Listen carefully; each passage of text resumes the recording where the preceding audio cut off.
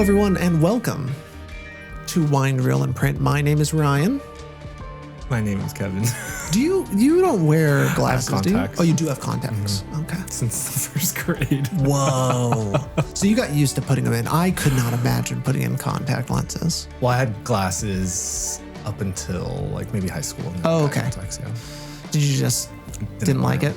I just didn't wear them. Yeah. Yeah. Just didn't want to carry around this thing and use them and stuff? Or you just kind of went blind? First grade, they were like, you should use this if you need to look at the board. And then I would never wear it. And then second grade, it was like, you need this all the time. Like you cannot see. Well, oh my God, that's so funny. Well, that's not what we're here to talk about today. But that's a good little factoid. Add that to your Kevin fact sheet, folks at home. We're adding up For the a list. bingo card. Yes, for the bingo card. So eyes are fucked. Yeah. Loves Great Gatsby. Check. Check. All right. Today we are talking about one of the greatest directors of our time. You're letting me do the intro. One of the greatest directors of our time, Emerald Fennell, came out with a film. It's not untrue. I mean, yeah, I guess great is a... Because there's not that many great directors out right now. What does great mean? It's like, I don't know. Better than average. Yes. Promising Young Woman. This movie came out in 2020. 2020. So COVID baby. Yeah, COVID baby. Although it was produced, principal photography was pre-COVID. Oh, was it? Yeah. Okay, so it was just kind of a release. Yeah. But Promising Young Woman from Emerald Fennell, I had never seen it. I didn't see it when it came out, but it was a big deal. It was a big deal. Yeah. Oscar nominations, the whole shebang. Yeah. And obviously it's coming off of the heels, or I guess maybe it's like still deep within the Me Too movement and this kind of reckoning in America of, what would you call it? I mean, sexual harassment, but also just like Being a woman. Yeah, exactly. Yeah, it's just like the patriarchy. I think that's the word I was looking for. Is like living in the patriarchy, and this film is about getting revenge. Not necessarily fixing it, Sure. but just getting revenge. And from a high level, the movie is like kind of like you can imagine the idea of this movie as a kind of like this B movie slasher movie, or like going around and that's what I kind of went in thinking, that this was going to be kind of a rape revenge movie, which is what a lot of these are movies that have been done before. It's a exploitation. B movie classic story. But this is done very differently than that. MTV exploitation. Yeah, exactly. And to the point where it's not even about, like, I kind of thought it would like really lean into like, killing and like stuff like that. But it's also just like, just kind of annoying. Yeah. What she does. Like just pricking you in the side. Yeah. Without consequence. Yeah. Just making you think about it really hard. Yeah. And the movie obviously really thinks very highly of itself. We'll say that. Like it Sure. has like this grandiose nature to it. It considers itself very beautiful. That's a big part of it. Emerald Fennell obviously came from music videos and things like that. So it's like it's got like that visual language, sheen. that sheen going on For sure. And then you throw in lighting and things like that naturally, and then you throw in some characters and you hit record. So Promising Young Woman, what do you think about this movie? Wow, what a question. That's a lot to put on me, right? I ran out of good things to say. It's so hard. It was really hard for me to like put my thumb on it. The movie, I guess I'm just going to get into it now. The movie is about, it's a rape revenge thriller. And you can imagine what that is. It's like killing the people that are responsible. In this instance, it's for basically the suicide of her friend. Right. Who I believe, did it say suicide? I imagine it did, but that at least is implied. She killed herself because no one listened to her. She was basically kind of like thrown out and all of that, and eventually took her own life. Yeah. And so Carey Mulligan's character is like the only one that really remembers her. Was like her best friend. Best friend, has never forgotten about it. Yeah. And has taken that and just become a very annoying person. Right. For lack of a better way of putting it. And she decides, and this character gets drunk. Or no, pretends to be drunk at bars to get people to take her home so that she can give them a stern talking to, basically. Where at first, what was a little more interesting was like doing that and then like killing them or doing something with it. But it's just to scare them. Yeah. And then she leaves. And so already it's like, it's missing some, like it's building up to what, like just like kind of this awkward interaction. Yeah. And then also, like the people she ends up going after when she ends up like going for the people involved again. And I don't even know why she specifically at this point decides to go after those people. I don't know. I don't know if there was something in the story that happened that like turned it so that she's now interested in like the people that were involved in her friend's suicide, rape, what have you. She hears his name. Al. Oh, Golden from someone. whatever. You're right. Yeah. Oh, yeah. And then that kind of like sets her off. Yeah. It triggers her to like find all these people. And so she finds a number of people. Many of them are like apologetic for what happened. Right. And don't feel bad. After what she did. Or do feel bad. After what she does to them, though. I don't know about that. To me, only the lawyer was like resentful for what had happened. You don't think that Alison Brie's character? Really? She was like the most like repugnant to me. Was like the most like, I don't give a fuck, like that. It was going to happen anyways. That's how I felt about the dean.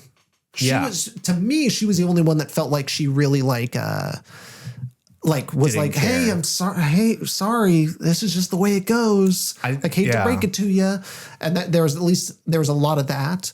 I think that was the pattern that she was setting up, though, because to me, Alison Brie's character did a lot of the same stuff in terms of like dismissing things and like not really thinking about it until she goes through that experience, and then she's like very apologetic, giving the footage and all these things. Yeah, I remember at the end of their conversation at the table that she was like, "Oh, that's weird." Like, "Oh, I don't," like. But maybe I don't even know the specifics, so I can't remember. But sure. At least in my brain hole, it settled differently. But so, because I think the lawyer is positioned as the only person who's resentful because she actually changes her mind during that interaction. Yeah, of like, we're not going to go carry out this plan.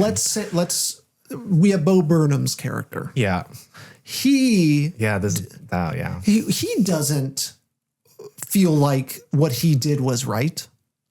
Right. Like he's also very apologetic, but also like he wasn't like implicit. Like he wasn't to me. Yeah. Okay. Continue your point. Continue your point. Yeah. So there's that point, and then even the rapist. We'll just call him the rapist at the end. He. Like, certainly he is now at a point where he recognizes her and is very, like, afraid to be killed or whatever. Sure. Because he's handcuffed to the bed. Yeah, exactly. But I still didn't feel like he never expressly says, like, it'd be different if these characters were expressly like, what we did back then was good. And she deserved it. But and then you can kind of feel like, to me, it felt so much, and maybe this is more true to life or whatever, that it's not so much that, it's more like this ambivalence to this woman's life and what she was, and that she was just like an object. Right. And that's more what it's trying to say. And it's more like this ambivalence that is so pervasive through this group. Right. Where, because none of it just, I didn't hear anything except for me, it was except for the dean, where it's like so explicit, like that's just the way it is, like, I guess Alison Brie had a little bit of that, like, I think she didn't necessarily remember like the instance in particular maybe, but Well, it just felt like she was very dismissive and like, to me, remembered but not acknowledging to Carey Mulligan's character. And I don't know. I feel like even with Al and like all the frat bro characters, I don't think they're like resentful. It to me wasn't communicated like that they were resentful for what they were doing, and that they were still in the moment of killing Carey Mulligan, still doing the same shit that had happened when he assaulted her friend and stuff. Like the pattern was still keep going, you know? Yeah. Like they hadn't learned anything from the first instance. But she wanted them to kill her. Yeah. I mean, I don't think she was intending to die. You don't think so? I think that was like, if I end up dying, these things are the fallout from that. But I feel like she didn't think, I don't think she planned for all that to happen because he escapes from the handcuffs. Like she felt she was in control that whole time. Yeah. I feel like. Yeah. I guess, to me, it felt like she wasn't, because of the, like sending out all of these things, basically like, I forget what it's called when you have like all of these things that kind of like happen once you die or once your plan is complete. Yeah. That it kind of felt to me a little bit like she intended it, which made the getting out of the handcuff very confusing. Right. Because I was like, oh, it's loose enough to do this. She's like pretending to go to slice him up, but I don't know. So what I'm trying to say is the energy I got from a lot of this was like, it felt like she was so much worse than a lot of these other people. Sure. And I don't think the movie's trying to say that. No. No. And so that's why, like, at the end, I was like, I was more interested in the movie that was going to happen after this movie, like about those characters and about like the rapist and like coming off of like that seemed more interesting than kind of like this, what to me felt like a half-assed exploitation film that never really went there and got kind of crazy with it. And instead was kind of like more, I don't know. Simple is not really the right way to put it, but simple. Yeah. I mean, maybe that is because it's not like, it's just kind of going with a vibe. Yeah. So all this to say, like I left it being like, I didn't like it. And I know that doesn't happen very much on this podcast that I like leave and I'm like, oh my God. I mean, it was like, I just was frustrated because it also feels, so it's a movie as well that gets a lot of praise. Yeah. Like I know plenty of people that think very highly of it. Right. And I can see it, but it feels like manufactured to me. Like, oh, I believe in this politically, so I like this sort of thing. Well, I'm not even necessarily saying like the people that like it are, that doesn't, I feel like the film is very manufactured to make it seem like it like moves the needle or is like an important work of art to get for women to fight back sort of thing. Sure. Which I think that would be what Emerald Fennell was going for. But this was like, hey, this is the girls getting them back. Right. And this requires to make like a girl feel like she got raped. Like that's an important part of, like what she ends up having like to do is just so strange to me. Yeah. No, I agree. I think it is just a weird, like the further in you get with the details, the more like incoherent the original idea gets, I think, right? Because like the idea of a rape revenge film is interesting, especially within the context of the Me Too movement. I think that's a very interesting concept. Yeah. But like you said, you're not willing to go there from an exploitation genre standpoint in terms of the murderer, in terms of like the consequences of their actions. Yeah. Like you have to really push that boundary because of the genre, right? It feels you that can't way. play it safe and like realistic because that's not what the genre is, right? Like I think when you get into the like, oh, she's not killing them. Oh, then she's like mixing in the personal life of this character with all the things that are happening from a plot standpoint. Like I think you get really muddled with what the message is. And because I think there's interesting stuff that they're doing with the Carey Mulligan character of like this traumatized person trying to like rebuild her life and connect with people, her parents, like new relationships, her friends and stuff, like her job, like she's cut off from who she was and her trying to like rebuild that. But like they don't go there either, you know, like they're putting all these ingredients into the movie, but not ever like satisfying any of those threads in any way, right? And I think another reason, building off of what you're saying, I think a reason that I don't like this film is because Kill Bill does it better. Right. Like, exactly. There's like, so many better examples of going there, doing the thing. Yeah. This was so like muddled and basic in terms of what it was willing to do. And it wanted to stay almost like realistic, I guess, too. Instead of like really leaning in towards this craziness and what you can do and what it actually looks like and have that really like Tarantino style satisfying kills. Well, I think this movie is so preoccupied with being like political and of the moment. Yeah. Like it's trying to say something within our understanding of what this is within our society today. Someone had mentioned the movie Bombshell. Oh yeah, that's Charlize Theron. Theron. Yeah. This like Me Too sort of movie where like women are fighting back against a thing, but then you don't get like the satisfaction of like what that is supposed to feel like towards the end of the thing, you know? And someone had described... Is that the Fox News one? Yeah. Yeah. Someone had described these movies as, or this movie in particular, as irresponsible.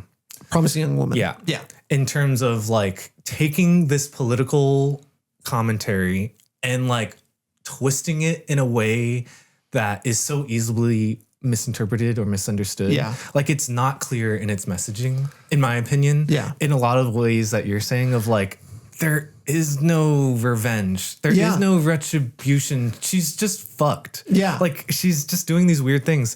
And then like whenever she is murdered, I was like, this feels really weird. Like this doesn't feel like the ending of a movie. And then for them to have that thing at the end where he's arrested at the wedding, I was like, I guess like it's weird. Like it's just and I guess it's also, and this ends up becoming like such a hard part of like doing even episodes on like movies like this, where it's like it gets so in the weeds on like what of storytelling, I guess, right? And like what makes sense. And I think we both have this idea when we talk about movies and when we like absorb movies and watch them that like we're not so, that's not the most important thing necessarily. Right. Like it can go in a million different directions. So I feel like I can't even say like, oh, it could go this way and it would be better or whatever, because that's up to interpretation. Yeah. But I guess it what did you say your dad used to say? You know when it tastes like shit? Yes. That's how this feels to me. If I could acknowledge that, is like I put it in my mouth and I didn't like it. You're like, oh, gross. Yeah, it was like there's something, and then even just what it says about that character at the end, right? Which is like that it's kind of all worthless, and but I don't know, like there's something that doesn't land 100% for me. 100%. Like that's why it's like so hard to rate this movie or even talk about it, because it's like just the whole thing was weird. Like the making of it, the feeling of it. Yeah. Like the vibes are off. Yeah. Like to kind of acknowledge what you're saying, like whenever she's meeting with the dean and that whole scene is playing out in that kind of room, like it's so quickly revealed into the next beat. Yeah. I was like, this is dark. Yeah. Like, why would you think of doing that? Yeah. Like, as your revenge, like, that to me didn't make sense of like, oh, this is your revenge on people, but you're doing exactly what people are doing to you. Yes. Like that, where are you fixing this? Like, what is the point of doing all this? That, there it is. Like, it's like doing, and in some cases it's like that, if I'm being honest, what what she did to the dean seems worse to me. Right. Like kidnapping her child or like convincing her to go somewhere with a stranger. Yeah. And then like holding it over her head. Right. Felt so much worse to me than what the dean did. Right. Even though what the dean did fucked. led to a suicide or what have you. But there still is like when you do both things, but the movie is trying to, I really think the movie is trying to say Carey Mulligan is in the right. Yeah. It just is. Like for the whole movie too. And that this is like all of it is just and they are deserving when that's kind of the missed and mixed messaging I'm getting is like, oh my God, this character is doing all the bad things. And in some cases, I think doing worse things. Yeah. Or just like not like, it doesn't justify all that what you're doing and stuff. But then it also doesn't go like I'm thinking another movie that is like this is Seven. Okay, I haven't seen it. Yeah. So Kevin Spacey is like the killer and is killing people based on like the different sins, right? The 7 deadly sins. And so you get things that are meaningful to that specific person, that death. That's not happening. That's not happening. Like nothing feels comparable. Right. Like it's not intentional. No, it just doesn't make sense. And then even like, I think the reveals that she wasn't drunk were supposed to like hit a lot harder than they did. And it did not work. Yeah, it was just all so silly. And then they even like tease that she's killing at the like early on, like she's got like all that red on her or whatever. Yeah. After she like in the morning she leaves and the construction workers are looking at her and she's like eating the cake and she's like, looks like she's covered in blood or whatever. It's like frosting or what have you. And then they get like really bothered when she just stares at them, which seems weird too. Like there was just a lot of like weird things throughout the whole thing. And I do hate nitpicking movies like this, but it feels like one of the only ways I can critique this thing is to say that. You're trying to figure out, why does this taste bad? Yeah. And you have to really dive in and pick out like, this is what I don't like. This is what I don't like. Even though it may or may not be true, but you can definitely diagnose like certain things. Like I think all of what you're saying is relatively true or not like false or whatever. Yes. Because I think a lot of what we're talking about is derivative of her music video experience. You know, whether or not it's good or bad, you know, I don't think that's like the conversation, but I do feel like whenever you are making a music video, that is a specific type of production mode. Yes. There's like a specific timetable that you're working with. The budget is specific. Like the goals are very specific. It's not the same as a movie. And I think when you watch this thing, it feels like a music video. Like the way the shots are constructed, the way it's edited together, the way music is implemented, like it feels very clunky. Yeah. It feels like it's a 5 minute sort of thing. Yeah. It doesn't feel like one giant cohesion, you know? Yes. Whereas like Saltburn, her next movie, that feels like a movie. Yeah. You know, like the shots matter. Yeah. Like this thing, the music makes sense for that moment. It doesn't feel like you're what's the word? I don't know. Just like drifting, you know? And she's like a director that is now kind of clearly like found like her voice is being very sensationalistic, I guess you might say. And a very sensational imagery. Right. And so you get that definitely in Saltburn. I think you can describe some very interesting shots in that. Maybe not. Maybe it's not that crazy. And even I haven't seen Wuthering Heights, but Wuthering Heights is the same in a lot of ways. That aesthetic. Yeah, that sort of aesthetic. And so you have that here too, where it's like the imagery does so much of the heavy lifting. And then it was just like filling in almost like color by numbers, but like the pastel colored pencils instead of like the actual one. So the color, there's just something off. Yeah. And yes, I guess I can't describe it, but it is. It is. It just is. It tastes like shit. It tastes like shit. Well, reading the Wikipedia, yes, I do find this to be kind of relevant to our conversation. Sure. That the ending was always in contention and it wasn't like in the original draft. That this She planned the ending of the movie to be when her body was burned, but financiers didn't want like a negative ending, and that she considered an ending where she killed everybody at the wedding. But it wasn't realistic to her. So like, wow. So she really cared about the realism. Yeah. I mean, yeah, that's where I feel like you lose so much of the movie, you know? It's so... Because it's not realistic. Yeah. And like, there's a way to do realistic. We're not against realism. Yeah. They're some of the greatest movies of all time. But you can admit some of the greatest movies ever made are realist movies. Right. And so it can be done well. Right. Even if Kevin doesn't want to go down that path. And I respect it. Because I think I'm the same way too. I think we both... Like, come from this, like, why not do this crazy thing? Like, right. You have so much this agency. Is fake shit. You can do anything you want. Like, why? Make it fake. Yeah. And so you do get like this, this kind of obsession with realism. Yeah. But it is still very artificial. Right.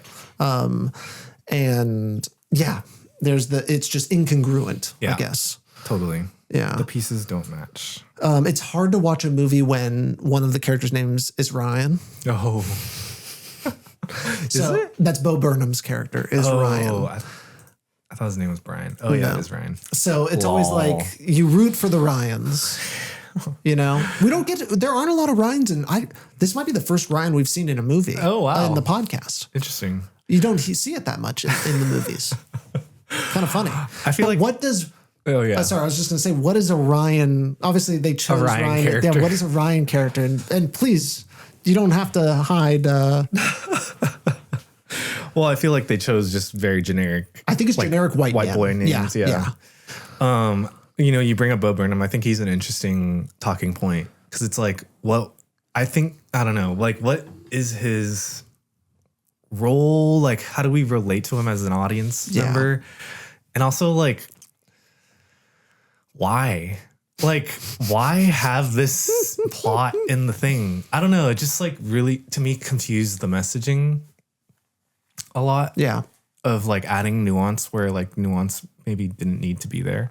Yeah. I don't know. Yeah. It also just had some weird, like the interactions between Bo Burnham's character and Carey Mulligan's character, like in the shopping market or like the supermarket, and they're like the music video.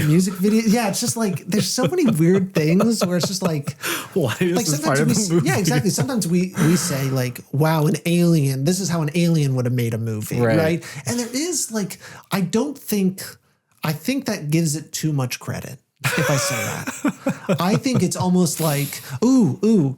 Oh, no. The Menu. When I watched The Menu, that was a movie I really disliked. Sure. And it felt, to me, I think the descriptor I used was that it felt like watching a movie after getting kicked in the head by a horse. Yeah. That one made me very frustrated. And hopefully one day we'll be able to talk about it. But I could see how both of those are related with like trying to implement social commentary into a thing where it doesn't belong. Yes. Yeah. And that makes me like the people who take that as like the mantle for like what they talk about are a lot of times a lot of right-wing people, a lot of bigots are just like, get this fucking shit out of my movie. And I'm not against that, folks. You can put that shit in the movie. I'm fine with it. Right. Like, it's just when it's done do it right. cynically, maybe. Sure. And maybe that's also kind of like, but I think Emerald Fennell is like this. Like, I think you can point to, like, she's just kind of a crazy person. Yeah. I think her and I are just, we're not. We don't see it. Yeah. I think I don't meld with her movies. Yeah. For sure. I mean, I don't think, she's not making Yi. Yeah. You know. Who's making Yi? You know, who's out there making Yi? Like, that's a tough one. Her movies aren't speaking to what we like as filmgoers. It's true. Like, It's a movie for Valentine's Day, like Wuthering Heights. I feel like Wuthering Heights is what Emerald Fennell will do now. But it's like popcorn movie. Yeah. And, I hate to like do a one-to-one, woman-to-woman director comparison, but like Emerald Fennell, Greta Gerwig. Yeah. If you gave Barbie to Emerald Fennell, it would be garbage. It would be so fucking awful. It would be crazy. She was in Barbie. I know. But it's just like, and then like if you were to give Greta Gerwig Promising Young Woman or Wuthering Heights or something like that, I think you'd get something really amazing. Interesting. Yeah. Well, I think that's where you see the difference in what I was talking about with the music video thing. Yeah. It's like Greta comes from a place that's what it is, where story is important and character is important. And you do those things first before you get into the visuals. Whereas like, obviously Emerald Fennell is like, I'm going to make a music video. Yeah. Like every single time it's visuals first. Yes. You know? Yeah. And that's why the trailers are great. Yeah. Like the trailers for her movies are like so like powerful and they get the vibe across, and she's really good at picking out music to go with the scene. Because that's what she does.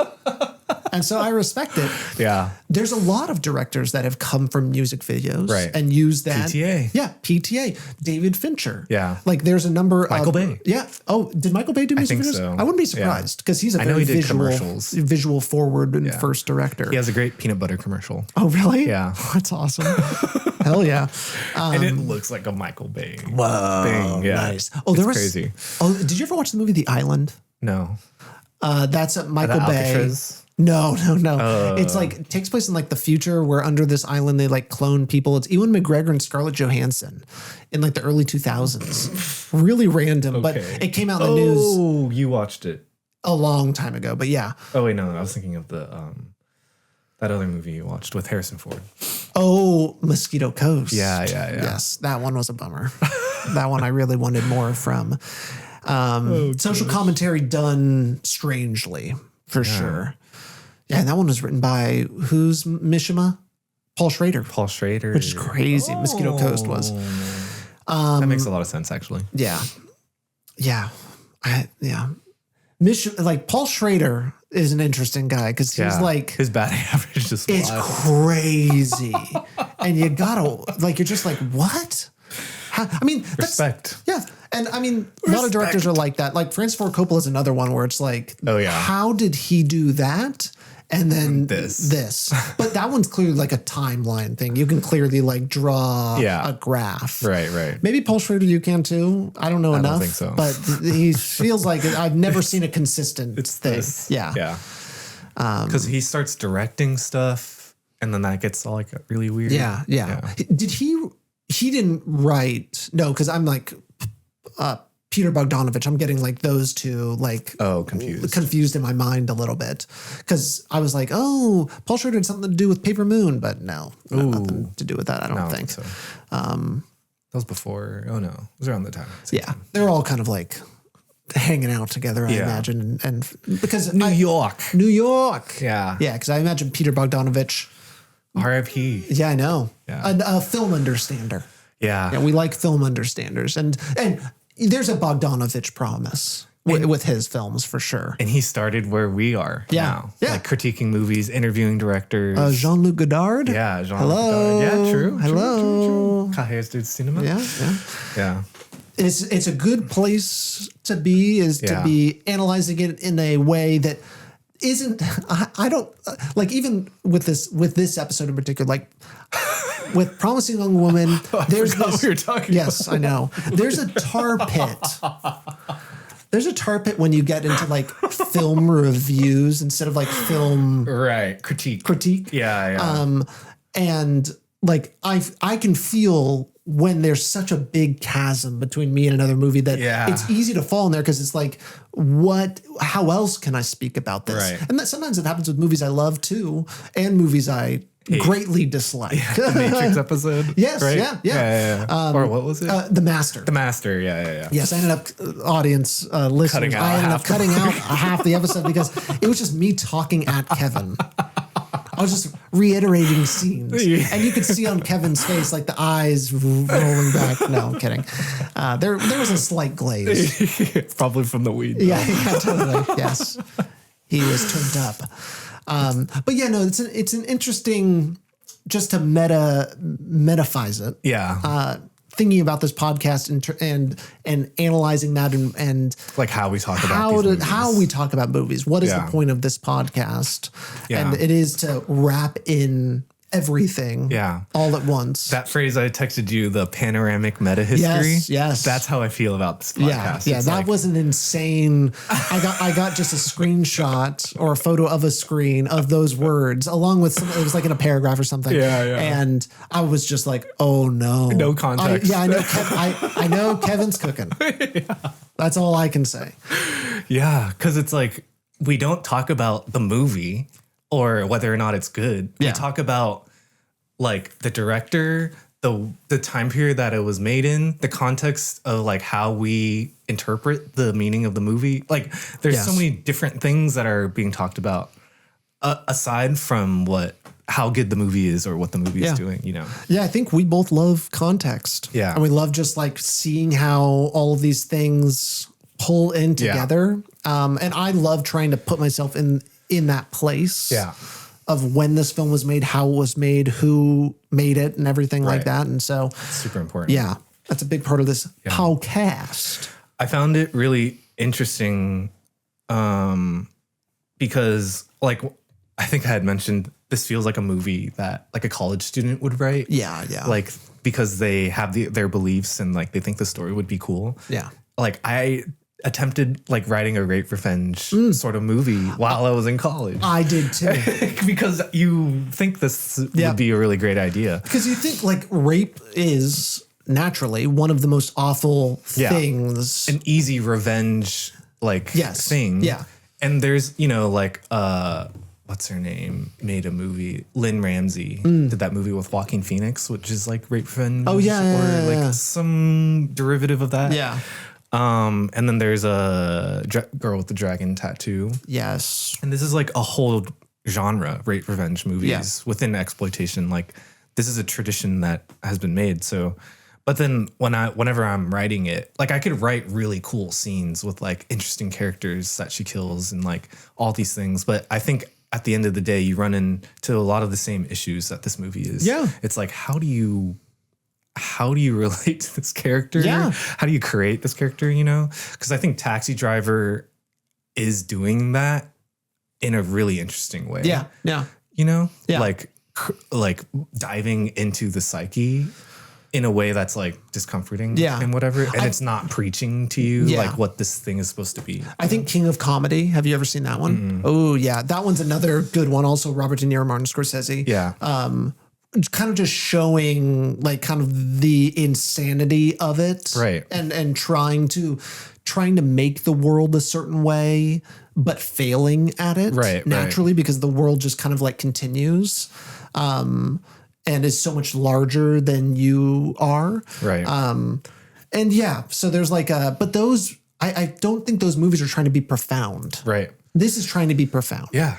That's what it feels like, is it feels so much more like it's like really trying to be like that, where it's like, it doesn't feel like, and maybe that's the preachy thing. Yeah. Taxi Driver doesn't feel preachy. I was just about to say, I think that's the main difference is like, if you're trying to push a message through your movie, like I think it downgrades like the plot and everything. Yeah. And like when you know the movie thinks it's important, it kind of loses its importance. Yeah.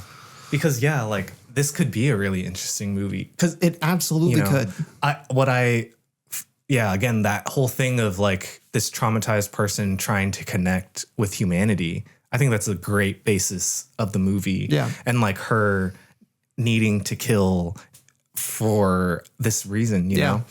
And like can't help herself out of this thing and keeps going down until she dies at the end, you know? Yeah. I think that's an interesting kind of dwindling sort of character study, you know? And like, it would be great if like the character, because they're getting so dirty in it, you know, and it's like, it's poisoning them. Right. Like that's what leads them to dying. But that didn't feel like that in this movie, that like there was consequence. Yeah. It didn't feel like when we got to that final scene that she had gone too far, you know, like necessarily, like there was no part of her that was even, because she is just presented as the ultimate good character, and ultimately just character, never questioned or anything. That like she does not ever question herself, and in a movie like maybe this is realistic. Well, actually, what do you think? I agree. I don't know. I feel like there is a portion of this movie where like people are confronting her. True, the mom is like, "Hey, please stop." Yeah. Like, and her parents are it. like, "We miss you." Yeah. You know, like there's these things of like. True, and those honestly, those are the best parts. Those were the best parts of the movie. Or whenever Bo Burnham takes her, like they go on the first date, and he's like, "Hey, you want to come up with me to my apartment?" And she gets scared and then like runs away. Yeah, I thought that was like the best part of the movie. Yeah. And it was like a totally genuine thing too and question, and she didn't like immediately go into killer mode or anything like that. It showed like some character growth. Yeah, exactly. And she ends up going up to him and being like, "Hey, kitty. Oh, is there a kitty out there?" Yeah. Oh no, that one's got balls. Oh shit. Yeah, don't give that any time of day. Okay.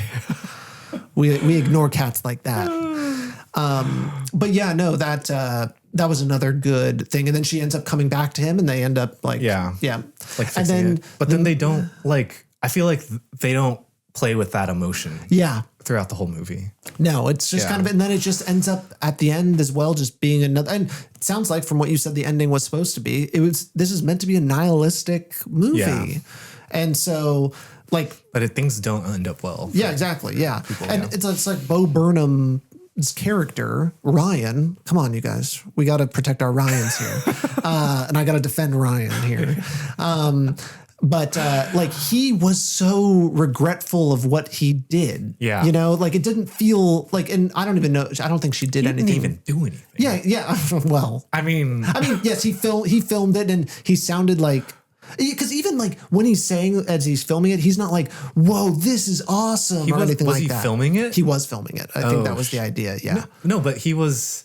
Oh, was he participating? He was just there. Oh, he was just there. I don't think he was even filming it or participating. He was just at the party. He walks in the room. They're filming while he's there. He just happens to be implicated. But there's no part where he's like, "Whoa, this is awesome" or anything like that. He's just like, "Oh my god, oh my god, don't do that." Yeah, like, exactly. Yeah. And she like threatened, like, because they're in the doctor's office, and she's like trying to threatening his career and everything. Yeah. It just all felt so gross. I don't know. Like unjustified. Yeah. Yeah. So I'm not a bad guy for not liking this movie, right? Right winger. Right? Yeah, exactly. Our right wing podcast arc. We are. This is a Manosphere podcast now. We are. You have to put that in the title. Yes, Manosphere. Manosphere podcast.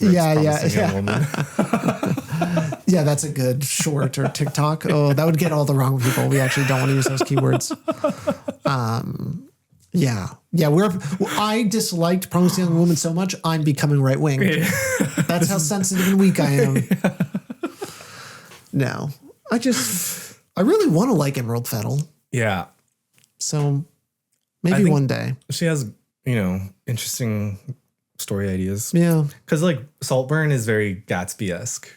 Yeah. Totally. It has like interesting things. Yeah. But I don't think it's like delivering like the promise. It is a weird, once again, it does the endings are weird. Yeah, and the Saltburn ending's fucked. Yeah. Like it doesn't make sense to me. It was pretty good up until the ending. And then all of a sudden it's just like, what the fuck? It had a lot of weight to like what it was saying. Yeah. And then it kind of just like throws it out the window. Yeah, I feel like. Exactly. Yeah. It's just like, it's a lot of these movies that are obsessed with like a twist. Yeah. They have to have a twist. Like it's always got to like, and I think that is so baby brained. Yeah. Like wanting like something like that. Like it's like just making another movie. Yeah, exactly. Yeah.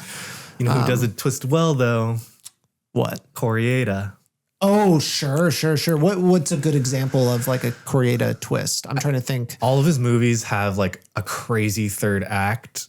Where like shit just nobody goes knows. Wild. Yeah. Nobody knows. Did he do Eureka? Who did Eureka? Eureka? No, that was Kenji something. Okay. Unknown. Okay. Not a. So we haven't seen any of his other movies. I don't think so. No. He did Afterlife. Yeah, he did Monster. Yeah. He did what's the other like found family one, the recent one? I don't know. Oh fuck. Yeah, he's done a bunch. Yeah. But yeah, so he's known for, I'm forgetting at the moment. I guess Monster, I remember that more recently as having like a crazy ending. A crazy ending. Yeah, it is trying to say something at a certain point. Right. It's like one movie and then it does something. Yeah. And it kind of like twists it. Yeah. And there's another movie I've seen recently that kind of does that too, but it's like amplifying everything that you've seen in new ways. Yeah. And it feels like a new movie. Which I think is great. Yeah. Like that's how it's supposed to be. Yeah. Versus just like an M. Night, and it's called like a Shyamalan twist. That's where he is the king of the like, third act twist. Yeah. And it not making sense. Yeah, exactly. Like yeah. And it's a gimmick that is like, okay, it works a couple times, but now it's just like, it just feels cheap. Yeah. Which plays into the clip that we had posted. Which one? The other week of like, endings matter. Yeah. And like, you need a good ending. We got a lot of good reception to that clip. Yeah. Because it's true. The endings do matter. Yeah. How you land it allows you to forgive and forget a lot because it led to that point. Right. But if you don't land it, then it makes you just question, what were they trying to say in the first place? And like, why was I sitting here for 2.5 hours? Exactly. And that's why endings for a lot of people are very hard. You know, J.J. Abrams talks about how difficult it is for him to end something. You can tell. Because he's a TV guy. Yeah, exactly. You can fucking tell that he does not know what he's doing there. But he's great at beginnings. Yeah. He's so good at beginnings and mystery. Well, it's pulling you in. Yes, exactly. Get that story going. Yeah. And honestly, the beginning of Promising Young Woman does that. Right. It sucks you in. It makes you even intriguing. Think up through till like the second person she goes after. And I think it's the Christopher Platts, the McLovin character, Christopher Mintz-Plasse. He's funny. Yeah. Yeah. What a weird casting choice. Yeah. Because he just is so obvious who he is. Yeah. But like up to that point, you're like thinking like, this is interesting. Yeah. She's killing them. That still is like kind of the idea the movie's putting in your head is that she's doing that. But then, and then to also throw the realism out the window for the fact that she goes to like all of these bars and does it over and over again and gets drunk, like people would know. Of times. Yeah, exactly. Like people would know who this woman is. Right. Like after one time. Yeah. Oh, fucking. This is why you can't obsess with realism in a movie like this.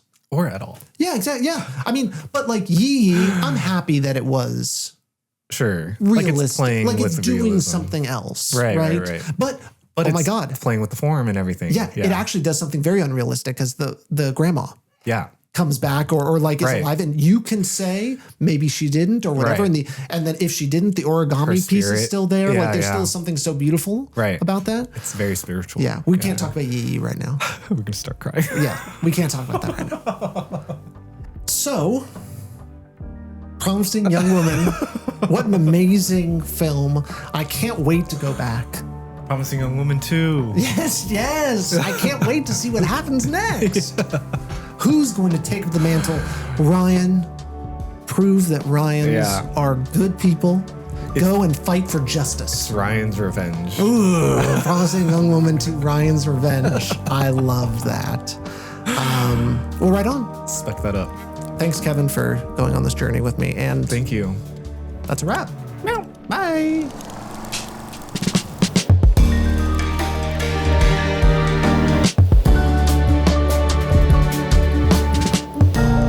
Wind, Reel, and Print is a podcast by Salad Brain Productions. You can find us on Instagram at Wind, Reel, and Print Pod. You can also find us on YouTube, Spotify, and wherever you get your podcasts. Theme song by Redhead Fred. If you like the show, leave a rating or review. We'll see you next time.